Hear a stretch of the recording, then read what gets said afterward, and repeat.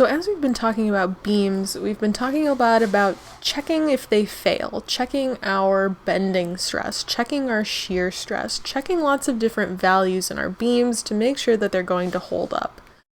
But as engineers, that's not necessarily what we're doing. What we're going to be doing is designing those beams, right? Designing them to stand up to those loads, making selections, making choices about what these beams are going to look like in order to support whatever kind of load and design and any scenario that we're given here. So the question is, how do we do that, right? How do we actually design a beam to do all of these things that we've been calculating that it can do? And one of the ways that we're going to do this is with something called a section modulus. So one of the primary ways we do this is we design based off of the cross section. Usually we're given some beam, it has some loading or something on it, and we want to design the cross section of that beam so that it can hold up to whatever loading we're putting it under. So we do this with the section modulus. Section modulus, much like moment of inertia or our Q, things like that. It's just another property of the cross section. So this section modulus we denote with the letter S, and we use this as a ratio for our section modulus that is required. Right, so this is a minimum requirement.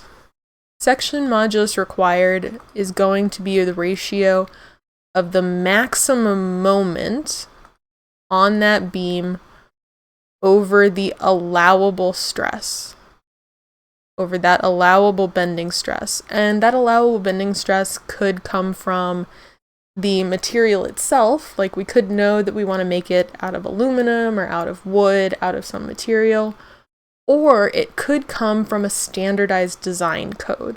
So this is a way we design a lot of things, generally municipalities or the American Society of Civil Engineers, or certain groups will decide what the allowable stress is for certain scenarios, and that would be the value that we would use. So they're typically values that are given to you or that you have to look up to find the allowable stress.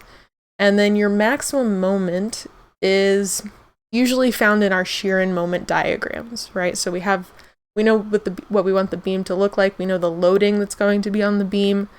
So we use that to find the maximum moment, and then we can get this section modulus, this required section modulus that we can use to pick out what cross section we want.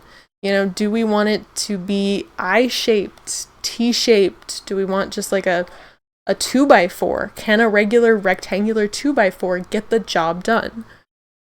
This is what we're talking about with these section modulus. So the section modulus, once we have this relationship, this ratio, then we can find the S value. So the section modulus value, once we know the required minimum one, this is a minimum, we can find our section modulus, any one that is greater than that. And there are two ways that we can find that. One, the, I guess, simpler way, is that for more complicated cross-sections like an I-beam, these are already calculated in a table for you. So in Appendix B in our book, this is an excerpt from Appendix B, this is a wide flange section I-beam. Sometimes you'll see them called W shapes for a wide flange section. And they give you the S value, right? This section modulus value in this column in the table. So on the XX axis here, which is the axis we want to look at because our loading is perpendicular to that, it gives you these different values of S for these different values of sections. But the other way that we can go ahead and calculate it, if you do want to calculate it, is that the section modulus is also the moment of inertia of the cross-section over the distance from the centroid to the outer edge. So both of these coming from our bending stress equation, right? Our moment of inertia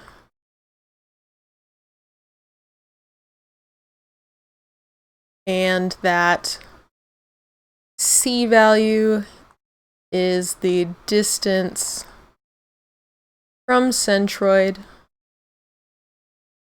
to outer edge. So really our design, to design for that cross section, we want to select any S value that's greater than this required one that we calculate.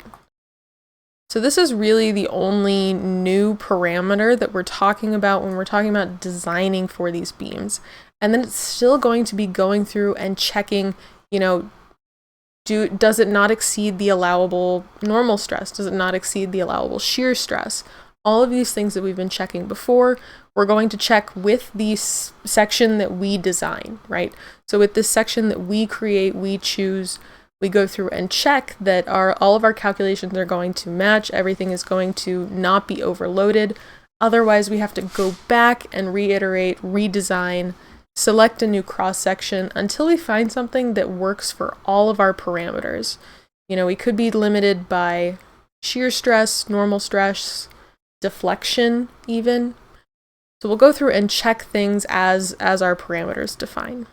Let's talk about some of these cross-sections in a little bit greater depth and the most common ones that you'll see in beam design.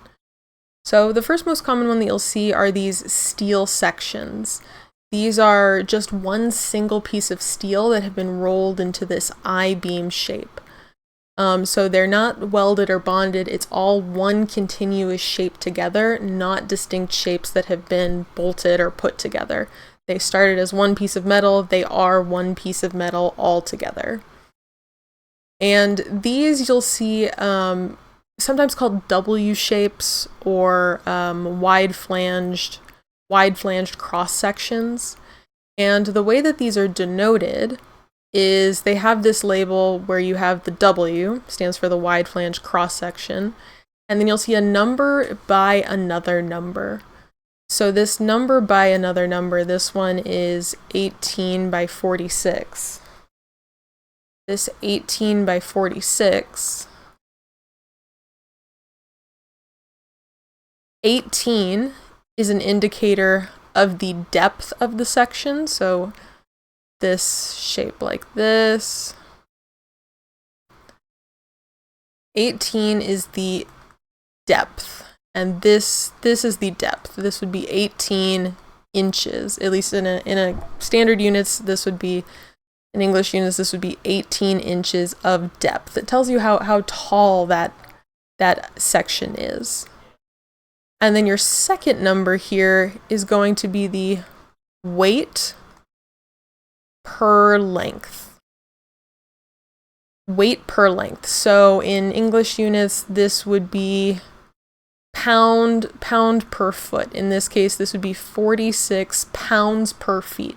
That's how much this beam weighs, which we do really care about in design because we often want to choose the lightest materials possible so that way they have less impact on the loading itself, right? We want to be aware that all of these beams do have weight. We typically neglect self-weight because our loading is so much greater than the weight of the beam itself.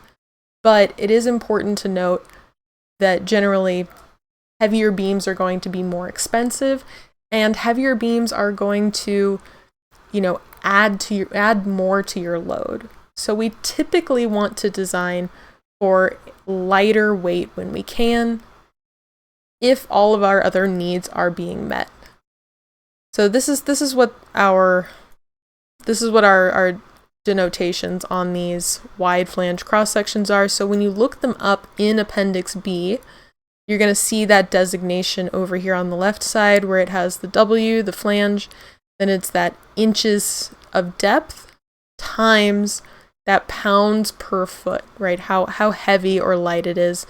And then the Appendix B also gives you all of this other helpful data, area, the overall depth, thickness, flanges, really good information for if we ever need to calculate Q or moment of inertia. They do actually give us moment of inertia here, so that's super helpful for us. We can save ourselves from that calculation at least. But that's one of the more common ones you'll see. So you'll see these rolled steel sections, these wide flange sections. Another super common one we see all the time are wood sections, right? You find them at Home Depot. You can go buy a bunch of 2x4s. But the most important thing to know with these wooden cross sections is that they use nominal dimensions when we talk about them. So when I say a 2x4, those are the nominal dimensions. Nominal dimensions, 2 inches by 4 inches.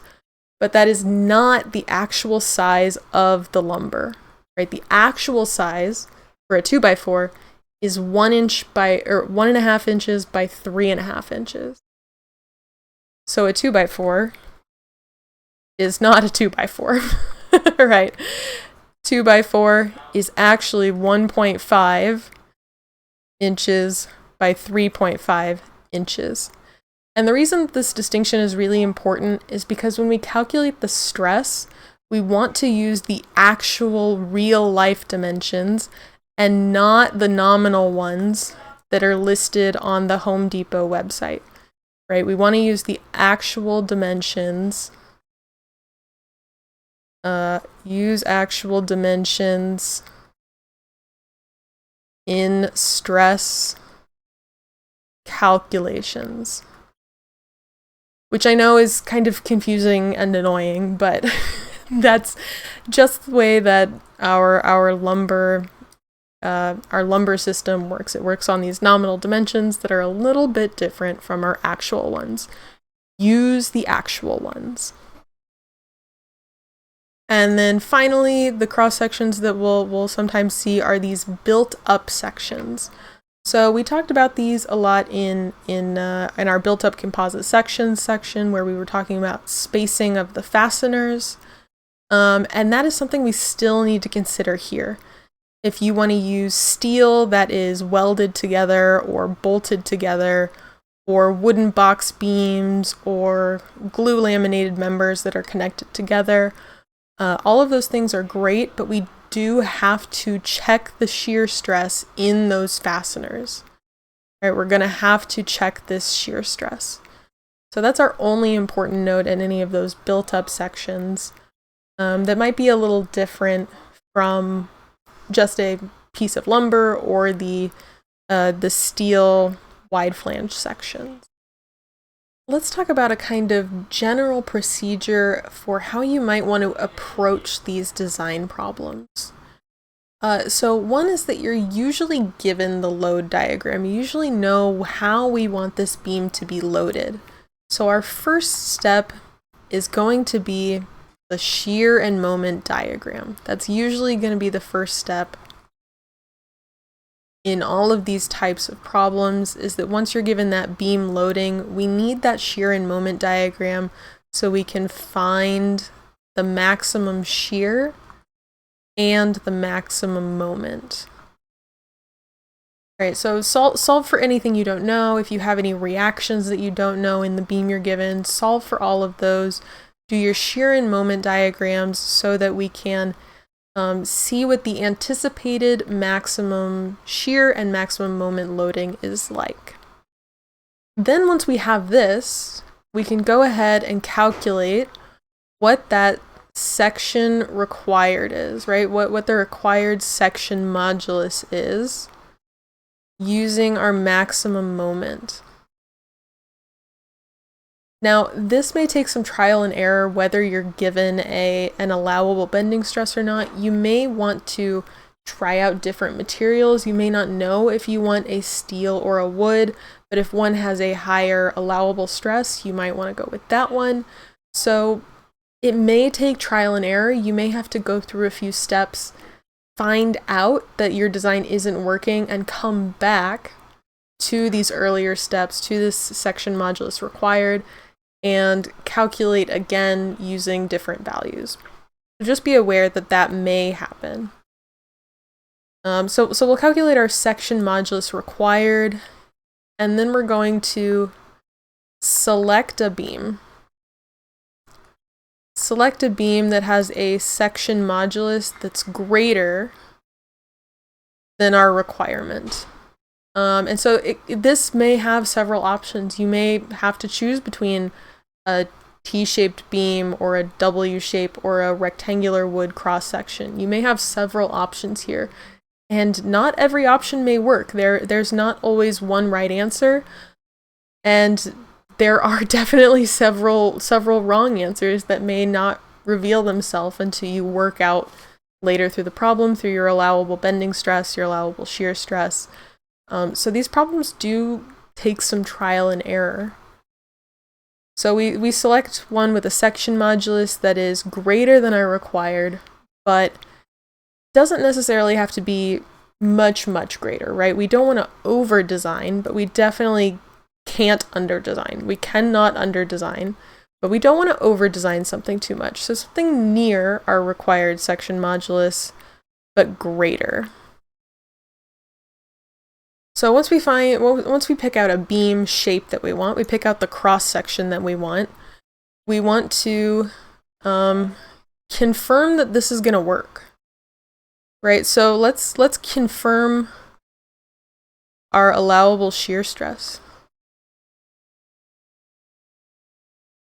We want to make sure this section modulus makes sure that our bending stress won't be surpassed, but check our allowable shear stress. VQ over IT. Or if it's a rectangular cross-section, there's a shortcut equation for this, which is 1.5 V over A. This is just how the math works out for the VQ over IT. For a rectangular cross-section, you can use this shortcut equation.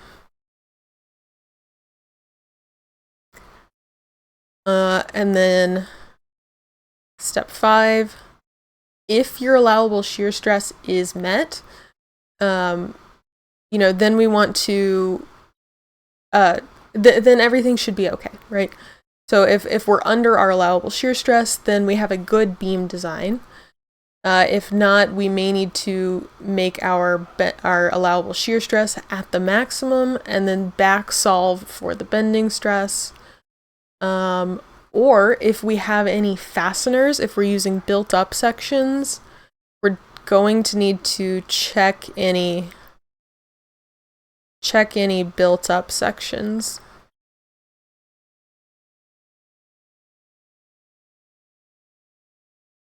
So we may need to determine fastener spacing, things like that. Check our fasteners, make sure that they can handle, that we have spacings appropriate to handle the shear stress that we're designing for.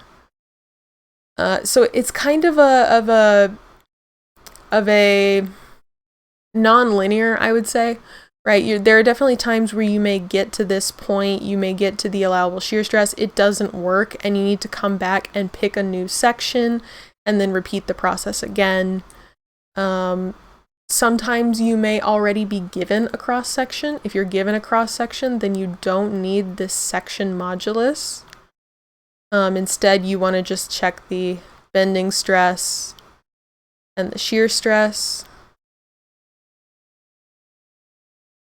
So there are a lot of different things to check, right? There are a lot of different steps, a lot of different things you may need to go through, a lot of steps that may have to be repeated until you get a design that works, right? And so this is part of the engineering process, that iteration of finding a design that is going to work for the purpose you want it to.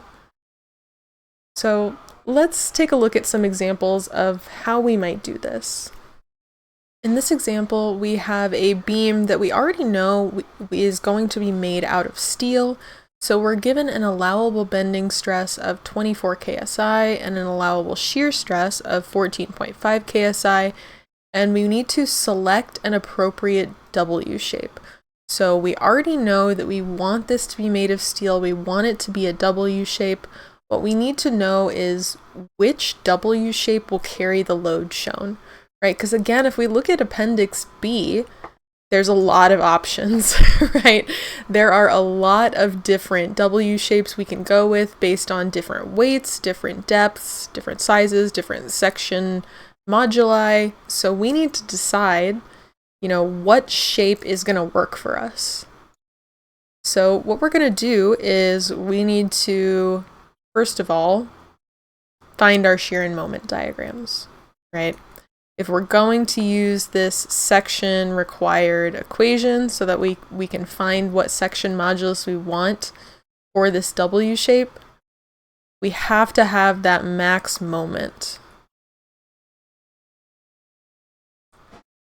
Luckily, we already have that allowable bending stress, that allowable normal stress, so we can just plug that right in, but we need that max moment.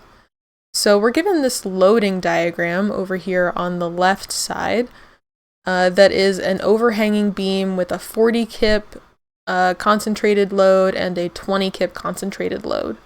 So a pretty simple loading setup. So it shouldn't be too terrible to draw out the shear and moment diagrams for this guy. Right? No distributed loads, nothing wacky going on, a pretty simple guy.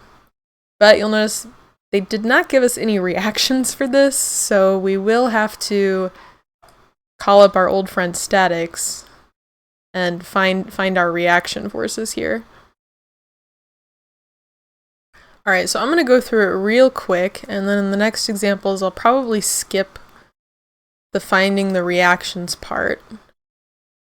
Because you guys are pretty good at statics by now. I have plenty of faith in you that you can solve these reactions pretty quickly with our equilibrium equations. So I'm going to call this the reaction at A, I'm going to call this reaction at B, even though they're not labeled with anything, just so I can tell them apart. Alright, so I'm going to take a moment about A, so negative 40 times its distance away is 6, plus my reaction at B times its distance away is 12, minus that 20 kip times its distance away is 18. Gives me the reaction at B is 50 kips. Then if I do my sum of Y forces, I get RA plus 50 minus 40 minus 20. Gives me that reaction at A is 10 kips. Alright, so not too bad. Pretty quick. 10 kips, 50 kips. Now I can draw my shear and moment diagrams. So again, this guy's loading is pretty simple. I'm going to draw my shear and moment diagrams just right underneath my load here. Here's my shear diagram. And so I've got that reaction at A 10 up. So I go up by 10.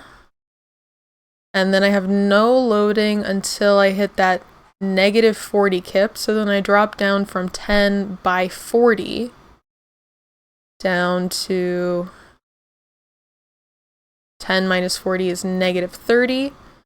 Then there's no loading for the next 6 feet until I hit the reaction at B, which pushes it up by 50. So negative 30 plus 50 is 20. And then there's no load until that 20 kip load at the end there pushes it down from 20 to 0. Alright, so here's my shear diagram. Nice little blocky rectangles for me to work with, which will make my moment diagram pretty straightforward. Alright, my moment diagram is just the integral of this one. So if I go ahead, make my moment diagram just underneath that. Alright, moment diagram is my integral. So here I'm going to have the area under the curve. So area under the curve is, this area is 10 high, and then the length is 6 feet. So 10 times 6 is 60, and it's positive, and I'm going from a constant. So since it's positive, and this was constant, what I get is a positive linear function from 0 to 60. And then I drop down to my negative 30 section here. So it's negative 30 all the way across. This rectangle has an area of negative 30 times 6. So negative 30 times 6 is negative 180. So this is dropping from 60 minus 180 over this entire section. 60 minus 180. Oops, let me draw that a little sharper. Drops me down to negative 120. Negative 120. 60 minus 180 is negative 120. And then my next area, I'm positive again, so I have a positive slope back up of area under the curve is 20 times 6, which is 120, so that's back up to 0. All right, so started at 0, hit 60, came down, hit 120, came all the way back up to 0. And from these shear and moment diagrams, now I can pull my maximum shear value and my maximum moment value. So in this case, my max shear, let's do it in green, my max shear is the absolute value maximum. That's what I care about. I don't really care if this is in tension or compression or it's pointing the wrong way. What I'm looking for is the maximum value, the highest value that the beam is experiencing. So here that's going to be 30, right? My highest shear value is 30 kips. And my highest moment value is, again, even though it's negative, I'm looking for the highest value is 120 kip feet. So I did all of this work for these shear and moment diagrams just to pull these two numbers, right? 30 kips and 120 kip feet. Because now that I have those, I can come back to my section modulus equation. And I can calculate my section modulus required using that max moment we just found. So that was 120 kip feet over my allowable normal stress, 24 KSI. 24 KSI. Now you'll notice I have mismatched units here, right? I've got feet on top and inches on the bottom. I'm going to add in this conversion on top, 12 inches per foot. Type this into my calculator. And I get a required section of 60 inches cubed. 60 inches cubed. Section modulus units are in inches cubed, as we find in Appendix B. So now that I have that 60, I need some S value that is greater than 60 inches cubed. And again, I want to use this XX axis S value. Right, XX axis because that is perpendicular to our loading. So I need to find some wide flange sections that are greater than 60 inches cubed, but I'm not over designing, right? I still want to be around 60 inches cubed, ideally probably 60 to 70, something slightly greater than that 60 inches cubed. Right, so that's my absolute minimum. So if I come through here and just look for S values near 60. Oh, here's one. This is 68.4, and our shape is W 18 by 40.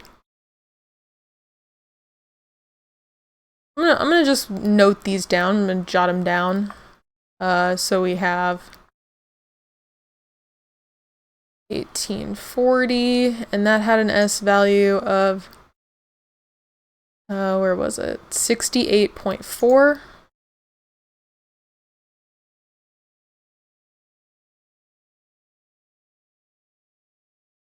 See if we have some other ones. I cannot use the one beneath it. 57.6 would be too small. So I'm going to keep scrolling, see what other shapes we have. Oh, here's one, 62.7. 14 by 43. 14 by 43 gives me 62.7. 14 by 43, 62.7. Let's see, S value is this column. Keep scrolling down. I've got multiple pages of these, right? My my W's get smaller and smaller and smaller as I go down. Here we go, 64.7. That sounds like a good one.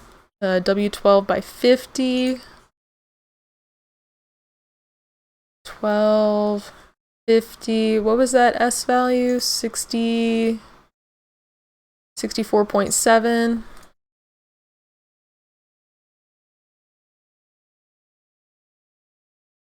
What other ones might be good? Keep scrolling. Here I have one that is exactly 60. We could possibly use this. I would stray away from using one that is exactly 60. Just to give us a little more room, right? We want a section modulus that is greater than what is required. Not greater than or equal to, but greater, right? It gives us a little bit more leeway. It accounts for the weight of the beam.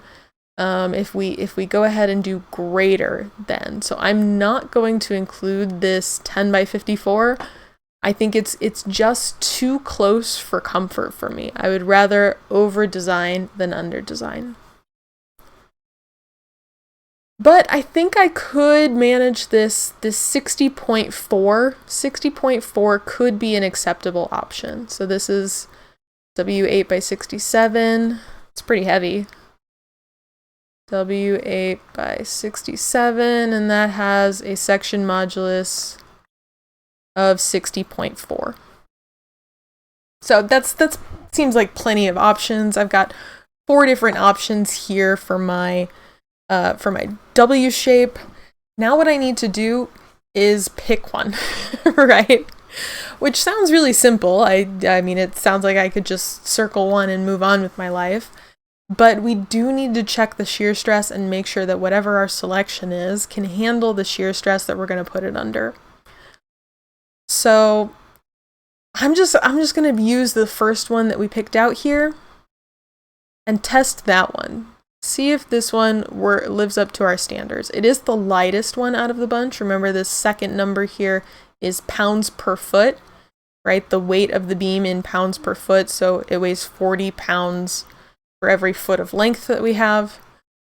So it'd be much lighter. It could be cheaper. It is very tall though. It is the tallest of the bunch. So I'm going to go ahead and test this one and see if it holds up to our shear stress. So let's do our allowable shear stress here. VQ over IT. Now our V, we know our V, our shear value is 30 kips. Q, I don't know Q. We're going to have to find our Q.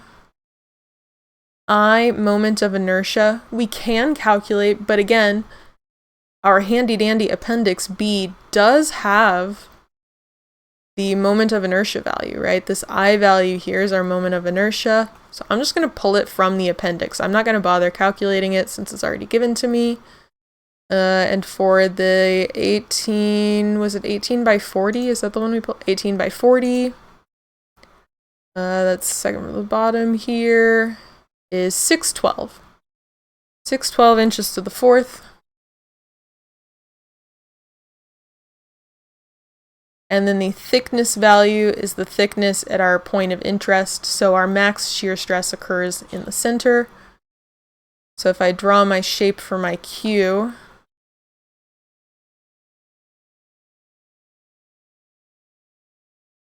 there's our neutral axis. I'm going to have to pull my depth and my width for this cross-section all off of this appendix here. All out of my appendix, right? So here it gives me the shape. It tells me that TF is the thickness of the flange here, the top part. So this is TF in this column. TW is the web thickness. So TW, that's going to be our thickness of interest. TW for this shape is 0.315. So T 0.315 inches. And I still have to calculate this Q value. So here I've got this thickness 0.315. Pull off some of these other numbers. The depth is from top to top. So what I want actually is going to be half of the depth, right, to get the overall length here. So half of the depth is 17.9 inches. Half of that is 17.9 was the full depth. So half of 17.9 is 8.95. 8.95 is the full entire depth here. The thickness of the flange is 0.525. 0.525.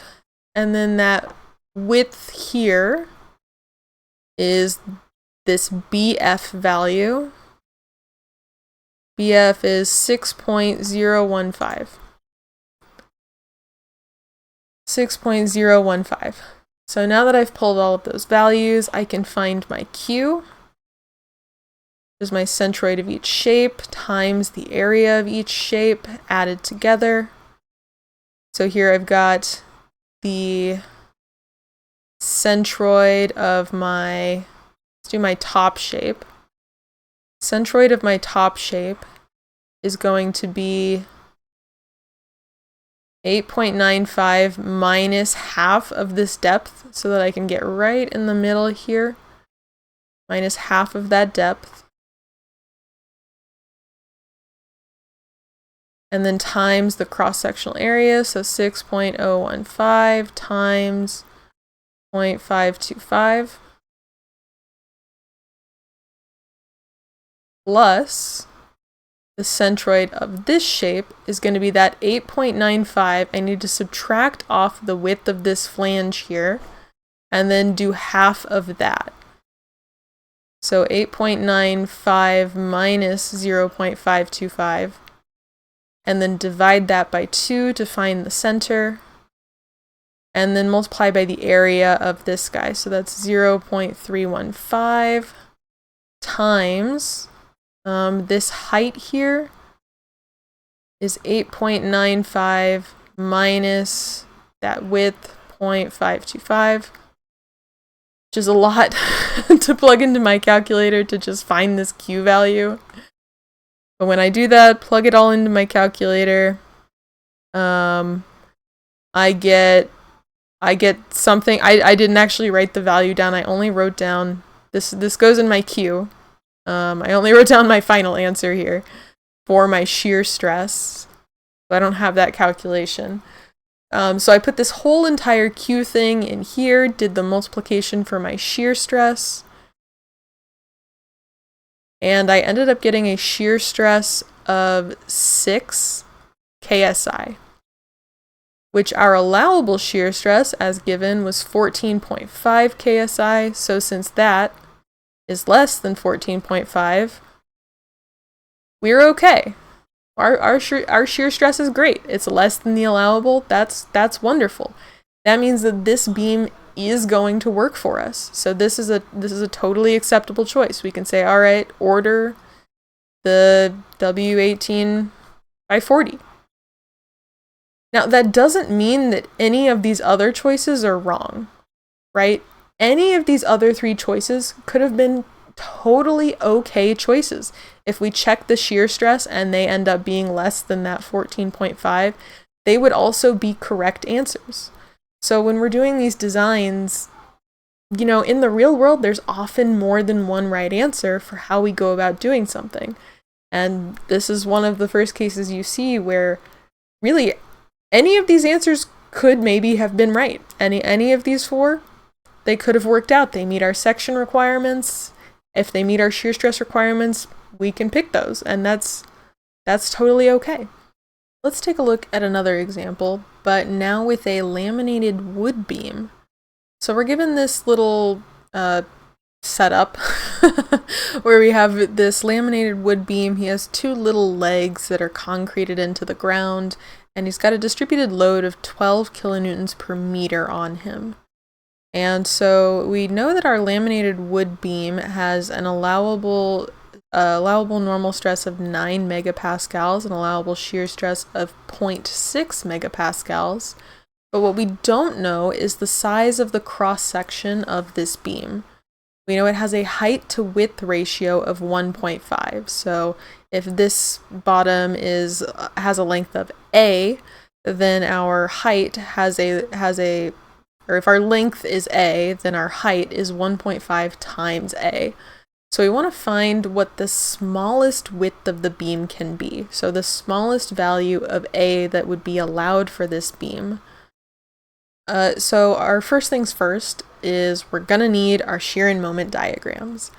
And I'm going to spare you the gory details of the reactions this time and just tell you that these reactions for our little legs concreted into the ground, I'm going to call this one the reaction at A. He is 32 kilonewtons. And this guy over here, our reaction at B, he is 16 kilonewtons.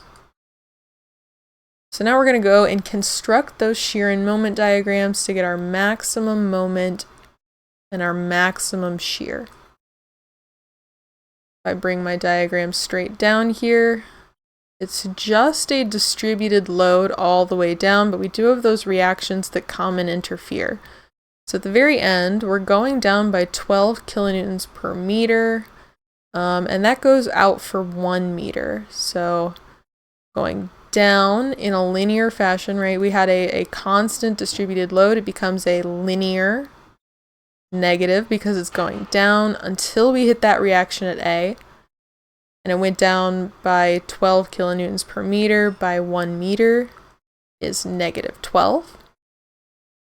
And then we hit that reaction at A, 32. So negative 12 plus 32.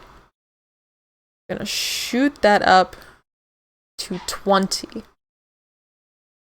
And then I've got that slope again of negative 12 going down, down, down, down, down, down, down, down. That's linear. Pretend like that's linear. This is a linear line down, down, down, down, down until we hit negative 16, right? 12 times 3 is 36. So 20 minus 36 is negative 16. And then finally, this reaction at 16 pushes it back up to 0. So here is our shear diagram, right? And it can be a little bit hard to tell where this guy is crossing, exactly what point this guy is crossing at.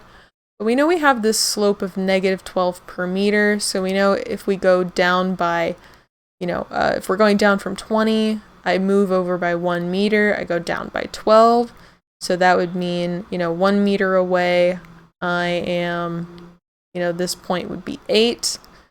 And then if I'm going another 12 kilonewtons per meter, 8 over 12 is 2/3. So this distance here is 1.667 meters. Right, I'm just basing that off of the slope. You can also go ahead and set up the y equals mx plus b slope equation to solve for what that intersection value is. So now onto our moment diagram. We can find our area under the curve for our shear diagram. Working right along underneath this here. Draw this across. Now again, I can just take my area of each shape here, right? So my triangle has an area 1/2 base times height. So 1/2, the base would be this distance of 1 meter, and then the height would be -12.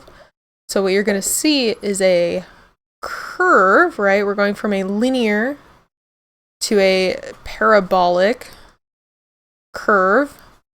1/2 times 12 times 1 would be 6. And we have this line. Every value on this line represents the slope of our new line. So you start with something close to 0, and then it gets more and more negative, giving this nice little parabolic arc shape. And then we see it come back up with these positive values.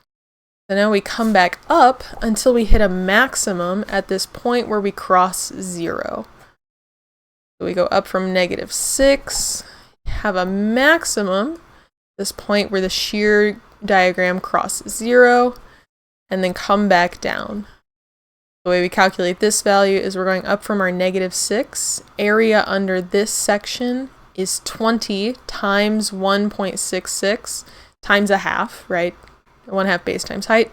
1/2 times 0.166 times 20 gives us 16.66.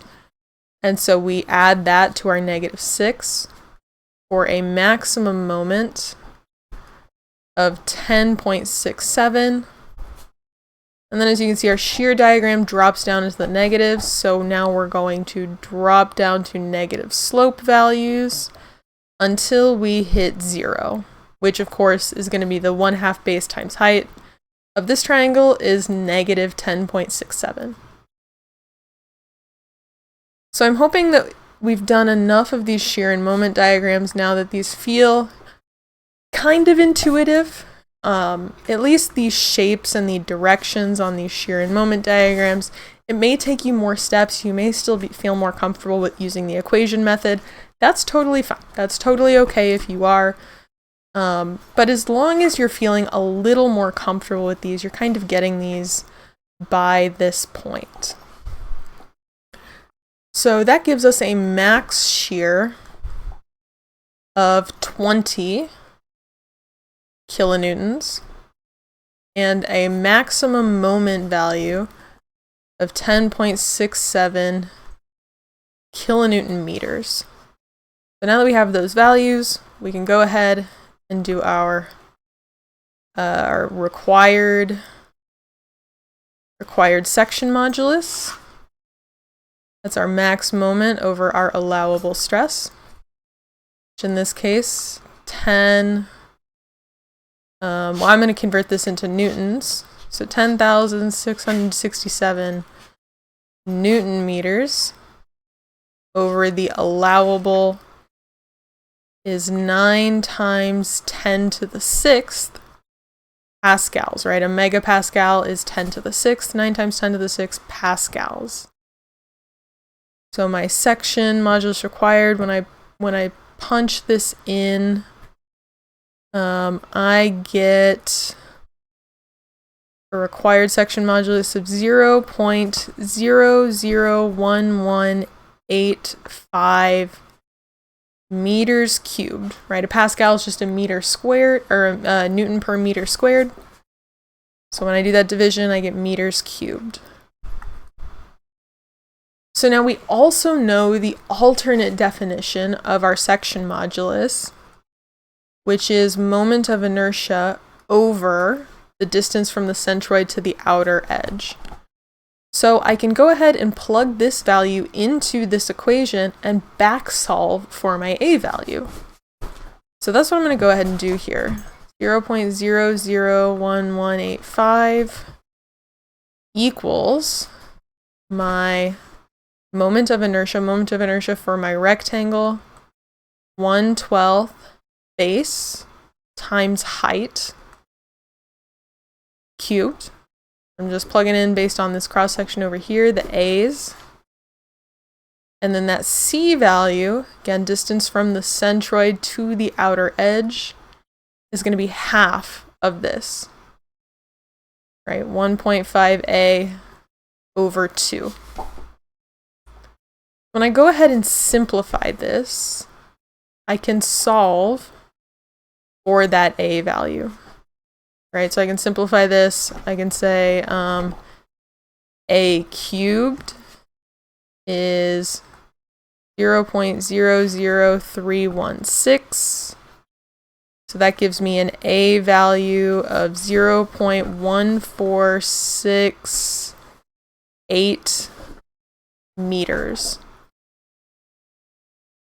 So now I have a minimum width, but I have to check the shear stress. I have to check if this is going to hold up to our shear stress. So let's go ahead and plug it into our shear stress equation. I did mention you can use the shortcut version of the shear stress equation for any rectangular cross sections like this.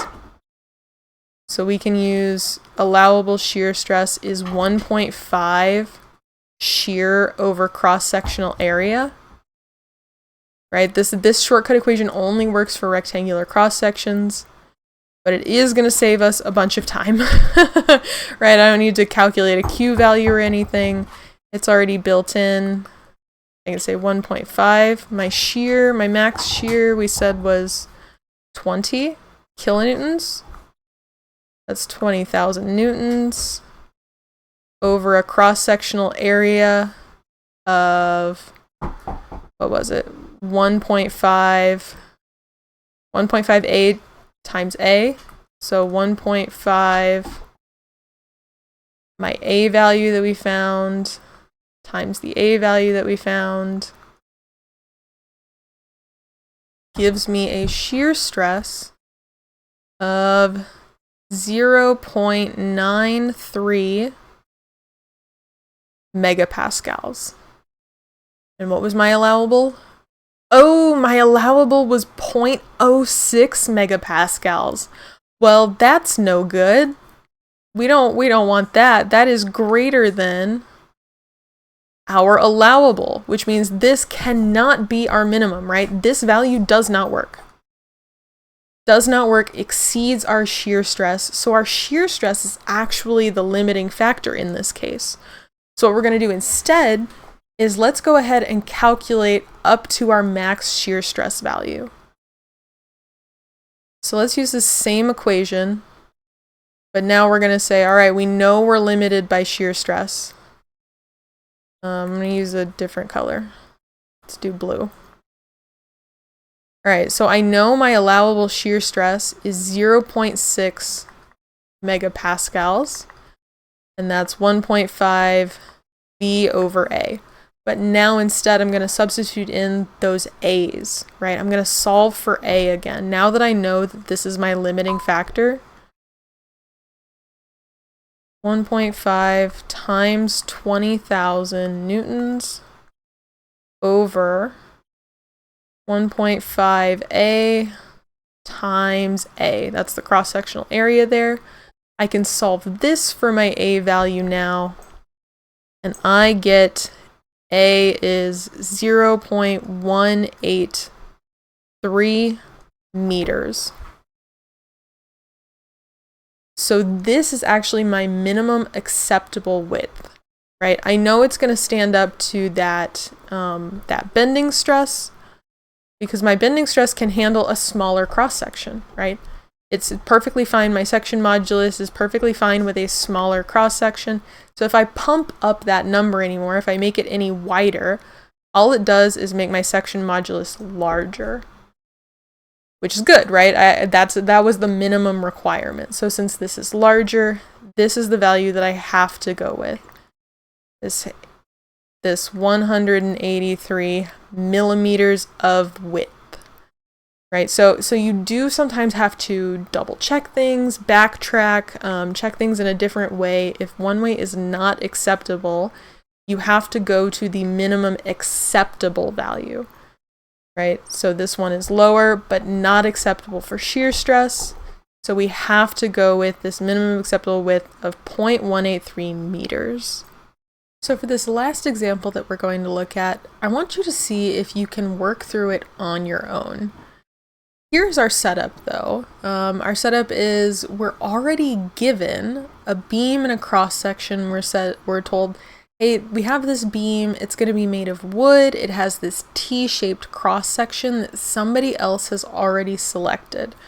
So essentially, if we were to do this like a thought experiment kind of thing, we say, okay, you're starting a new job and one of your coworkers was working on designing this beam and got pulled onto another project.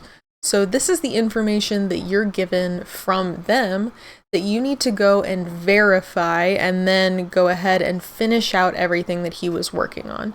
So your coworker was designing this beam. It's a wooden T-beam. It has this set of nails that is nailing the top board to the bottom board. And it has this load diagram given. This says, all right, your coworker already selected this cross section. Can the beam safely support the load shown? So what you're going to need to do is confirm that it can handle the shear stress and the bending stress required as allowable for our allowable bending stress of 12 megapascals and allowable shear stress of 800 kilopascals. We're going to determine first, can what he designed safely support the load shown? Will it not exceed those stresses? And then the second part, let's say your coworker got pulled off to another project. He didn't have time to finish determining what the max spacing is of the nails. So we want to find what the spacing is of the nails if each of those nails can resist 1.5 kilonewtons of shear. So it's similar to problems that we've done in the past, our beam problems, but it's kind of bringing everything together now. Really the main difference with this one is that you don't actually need that section modulus required because we aren't doing the beam design portion. We're checking someone else's beam design and seeing if their design works, right? This is a big part of engineering, checking each other, making sure that we have quality control, quality assurance, that our designs are not going to fail. We always want to have someone else double checking us, making sure that all of our math is coming out right. So we're going to double check our coworker here. Go ahead and attempt this one. Go ahead and try to work through this problem. See if you can work it out. Can it safely support the load? And what is the spacing of those nails?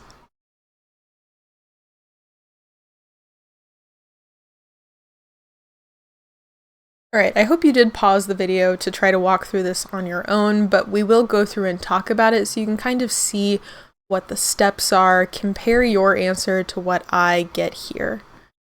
So first things first, I'm still going to find my shear and moment diagrams first, right? I'm going to do statics to find my reactions at either end here, which my reactions are 1.5 kilonewtons and 1 kilonewton. So I'm going to go ahead and draw my shear and moment diagrams below that. Using this information that I have, here's my shear diagram. So I'm pushed up by 1.5 kilonewtons, and then I have that 0.5 kilonewton per meter distributed load over 2 meters. So 2 times 0.5 is 1. I'm going to be pushed down by 1. So I go up to 1.5. And then down by 1 to 0.5. And then I have this 1.5 kilonewton concentrated load, so that pushes it down 1.5. So down to -1. And then it's constant at -1 until we pop back up to 0 because of that final reaction.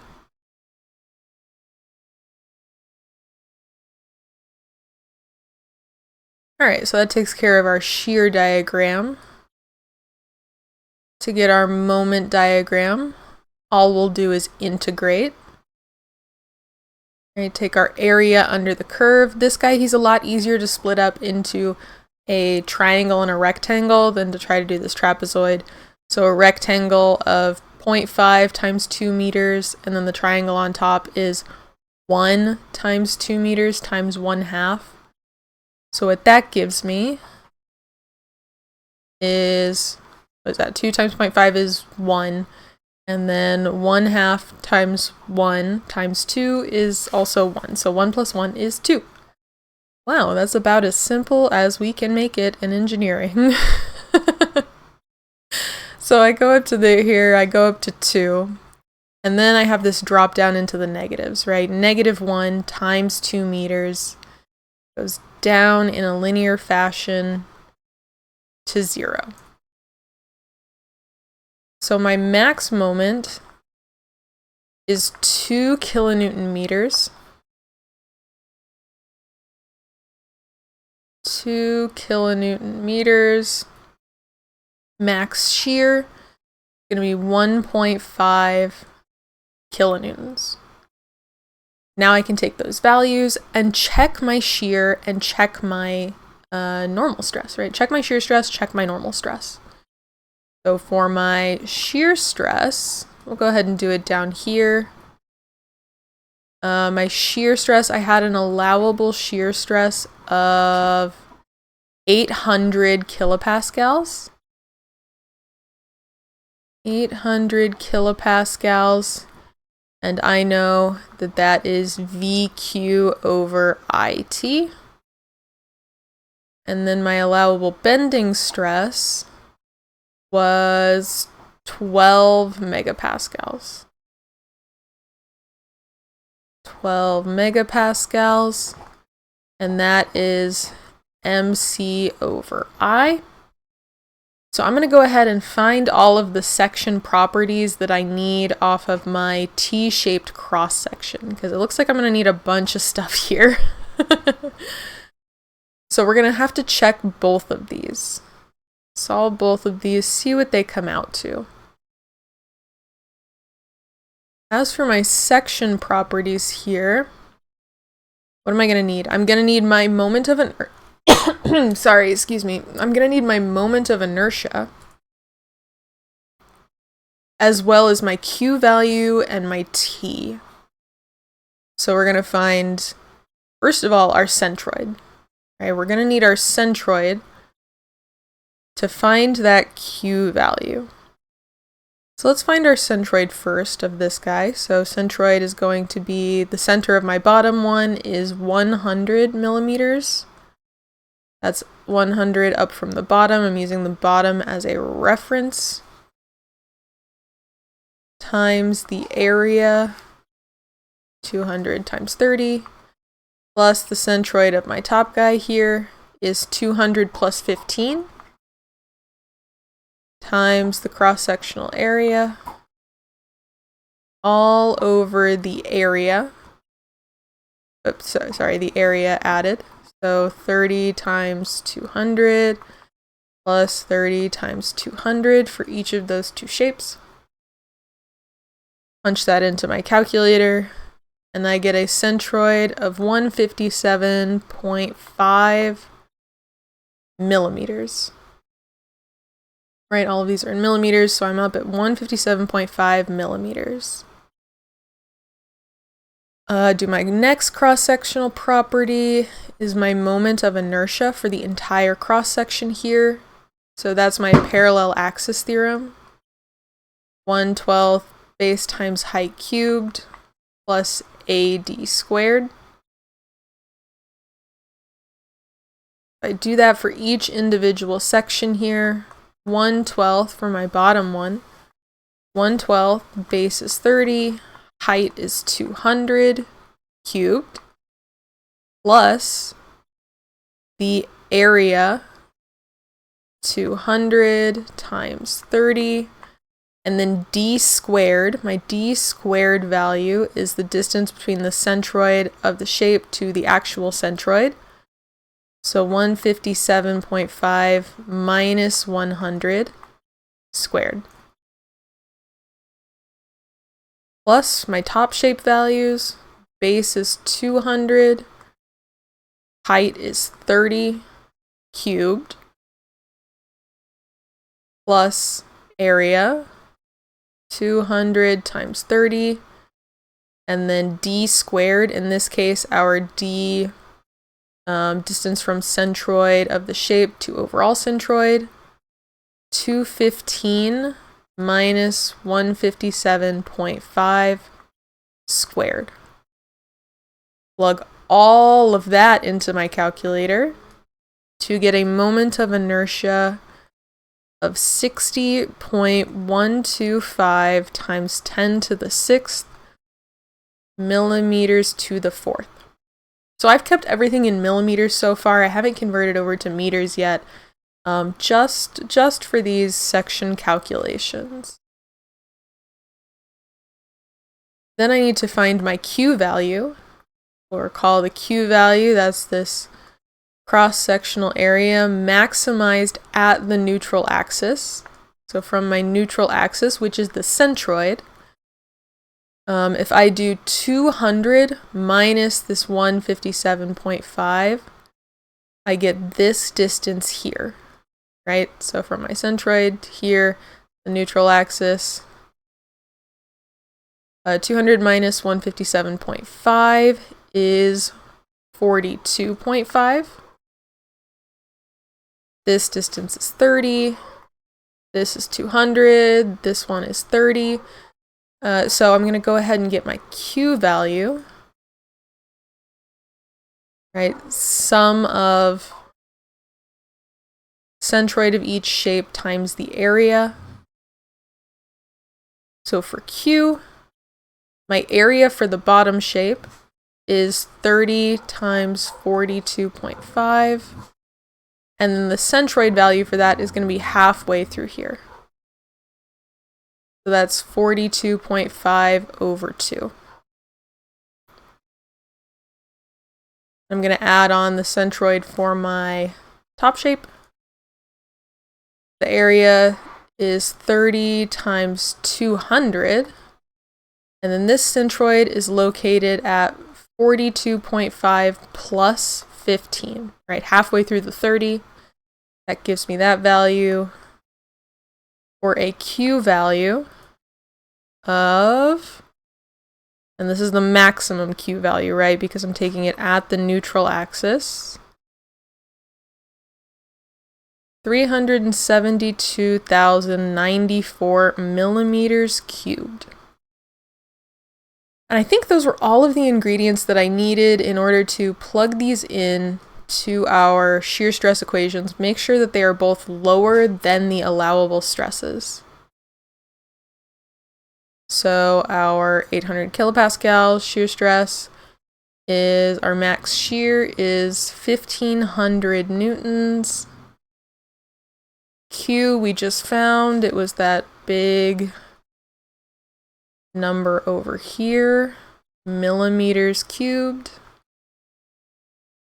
over moment of inertia, 60.125 times 10 to the 6th millimeters to the 4th. And then the thickness at the area of interest is that 30 millimeters. And notice I did still keep everything in millimeters, and that's because I know that a Newton per millimeter squared, is the same thing as a megapascal.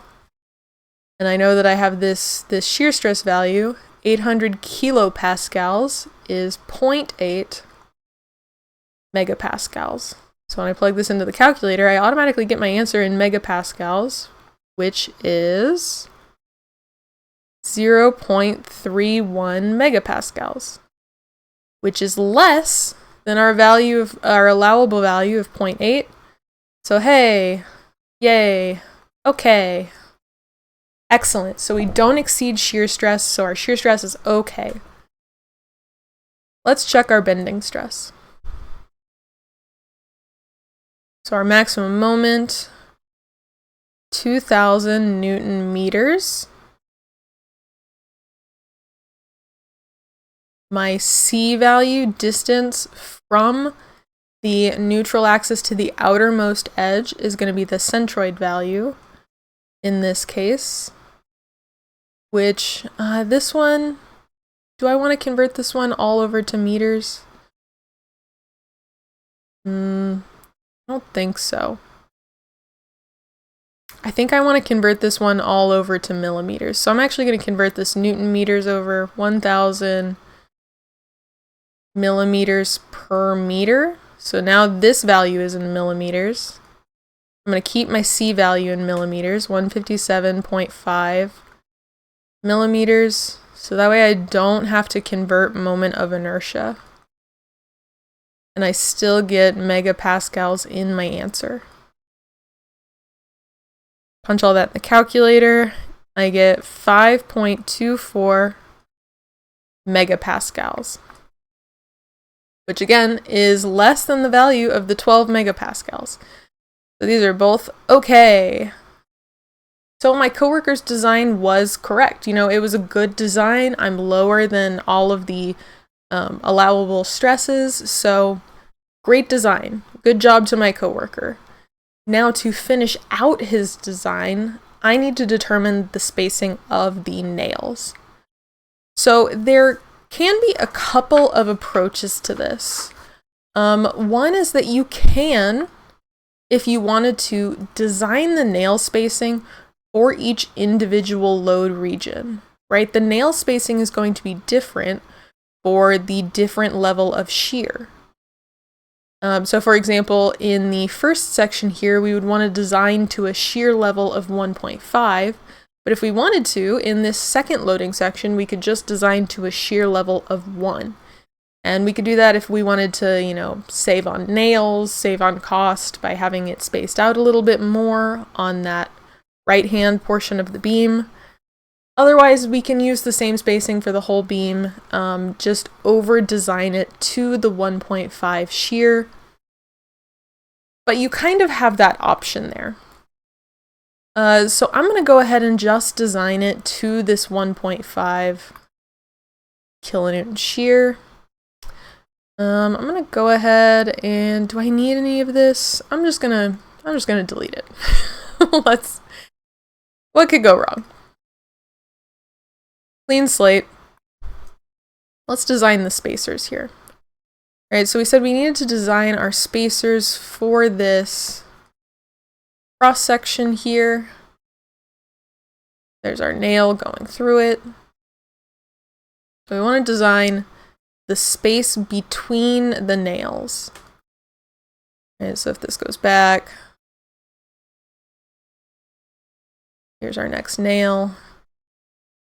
We want to find this distance S. And they gave us that each nail can resist a shear of 1.5 kilonewtons. So we want to use that shear equation that we had used a couple weeks back now. Q equals V big Q over I. And the force in each nail equals that little q times the nail spacing. So we're going to need to calculate our value of big Q to get our value of little q, because it's not the same big Q that we just calculated. It's only this area above where the boards are connected. This is our point of interest, this point of connection between the two boards. So this is 30, this was 200.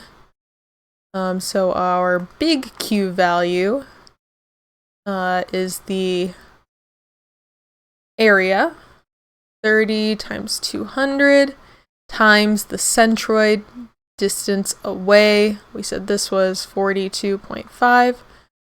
So 42.5 plus 15 gives me a Q value 345,000 millimeters cubed. So now I'm going to go in and I'm going to calculate my little q value using that maximum shear value again. So maximum shear 1500 newtons times the q value we just found, all over moment of inertia. Thankfully, same moment of inertia. It's the same cross-sectional area. So we can use that same value here to get our little q value of 8.61 newtons per millimeter. So to find the spacing, I take F over Q. So 1500 newtons over 8.61 newtons per millimeter gives me a spacing of S is 174.3 millimeters. Now, the key to remember with spacing, always, is that this is a maximum. This is an absolute maximum distance between the spacers. So if you wanted to make it simpler for a contractor, or, however you want to lay this out, you may not want to measure down to tenths of a millimeter. We always want to round this number down, right? Round down. This is the absolute max spacing. So if I wanted to round to the nearest 10 millimeters, just to account for any margin of error, I would want to use a spacing of 170 millimeters. And it might be even better to round to something that is simpler to measure, maybe like 150 millimeters, where you're really giving a lot more leeway for any error in measurement. Because with a 4 millimeter, if you're 4 millimeters off, you're risking 4 millimeters for failure. This would be one of the times where I would really want to round down. And again, this is really only for that first section, right? In our beam, this is really only the spacing that we needed for this half of the beam. We could use a value of 1,000 newtons in our right half of the beam, since that was our shear value in the right half of the beam, to calculate a separate S value. And then we could have nails spaced 150 millimeters apart on this side, and they could be a little bit farther apart on this side. Again, it's subjective. It's all a part of design, is that we're trying to make the math match up into our world, into something that we know is going to be safe, is going to be secure for others to use, right? Engineering, it's a profession of public safety. It's our job to make sure that the numbers work for whatever design we select.